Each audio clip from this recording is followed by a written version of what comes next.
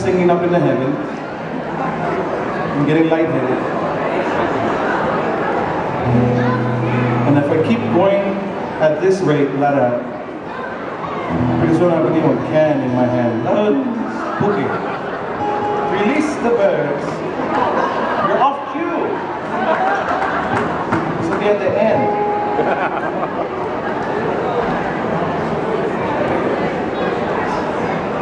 We're going to come back down to the refrain now, and those songs that I wrote that comes off of one of my albums entitled Kahele. This song is about a princess from the island of Kauai who was promised to someone else, but in love with another. So goes the famous love stories of the world. Yeah. This song is entitled Kailau Okiko.